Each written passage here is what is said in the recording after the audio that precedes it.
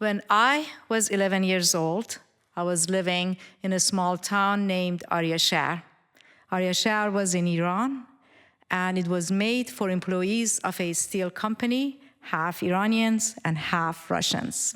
They made sure that they had all the amenities that this little town could possibly handle. It had its own schools, it had a huge basketball court, Olympic-sized swimming pool, an amphitheater, a hotel. Which little town has a hotel? Also, they managed to have a real ballet school. For this ballet school, they brought in from Moscow a ballet teacher. He brought with him a piano player. His name was Mr. Baldin. Naturally, many Iranian parents wanted their kids to be signed up for this ballet school, whether their kids liked it or not. They were signed up. I was one of them, though I liked ballet and I liked the music. The first day, we thought it would be all fun and dance and laughter. We found out quickly that Mr. Baldin is very strict. Mr. Baldin was tall, with a military blonde hair, crew cut, and cold blue eyes. Mr. Baldin told us, we will dance from the moment we get here to the moment we leave. If you are going to be late, you better not come in. You may not laugh, you may not talk, you may not eat. We got the message. Every day that we went to practice, we made sure we were early. Mr. Baldin went on for quite some time. He didn't speak a word of Farsi, but he had a translator. He made sure all of his messages got through to us. Mr. Baldin had the eyes of a hawk. He could spot any mistake right away. He would pull that unfortunate girl out, and that girl had to repeat the move many times until they perfected it.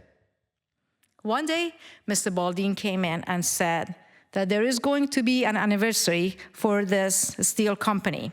There's going to be a ceremony, and they have asked us to perform a dance.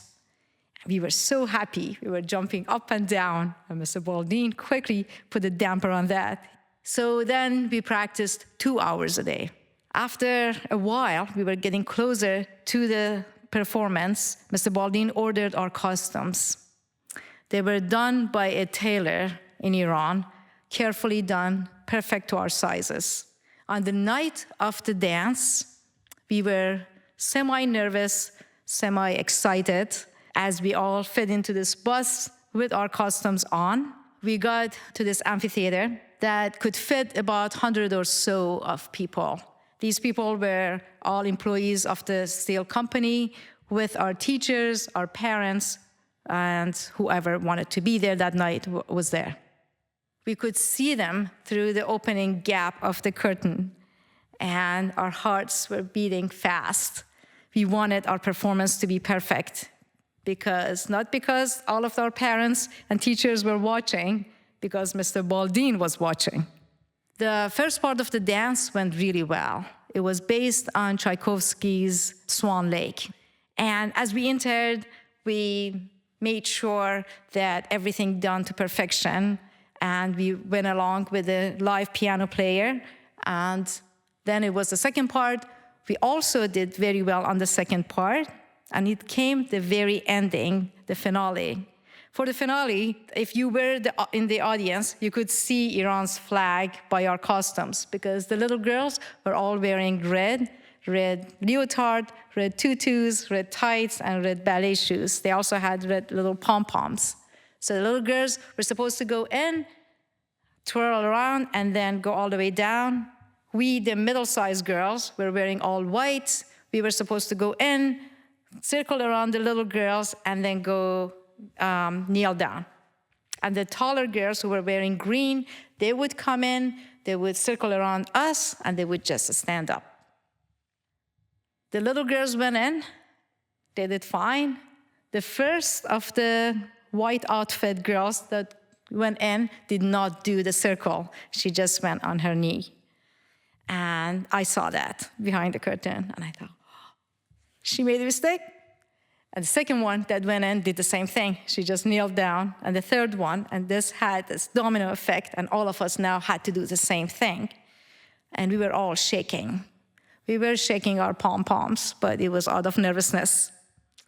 And when the dance was over, I quickly ran up behind the curtains to Mr. Baldin. I went up to him and I said, "Aghay Baldin, bebakshid." That means, "Mr. Baldin, forgive us." I said that we made a mistake. Actually, we didn't make a mistake. It was that first girl that went in. It was all her fault. We had to follow her. You see, we didn't. He stopped me and he said, "Do you hear people clapping right now? They don't know this." And he smiled. Mr. Baldin never smiled before. This was such a relief coming over me, but I was shocked. He said, "You did fine. You all did fine." I was so happy, and I was quite encouraged. And I continued ballet for 2 more years after this. Now that I am a teacher in the United States, not a ballet teacher, but a science teacher, I do think about Mr. Baldin a lot. I am a demanding teacher, but when my students are struggling, I make sure that I am supportive, that I am encouraging, and sympathetic.